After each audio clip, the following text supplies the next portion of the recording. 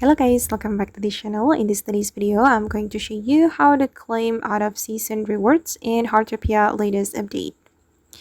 Okay, let's get into it guys. Finally, the Dreamlight Cinematic Festival update is over. And now there is a new update which is called the Beaver Cup Build Challenge update. And in this update guys, you will be able to claim your out of season rewards. You can go to your watch menu and open the mailbox, and you will get this message: out of season item reclaimed. You will get 10k golds for free. You just need to click on claim here, but since I've already claimed it, the claim button is already gone. And you will get this reward as well, time limited exhibition pass expiring soon. You can also claim this reward. Just click on the rewards button.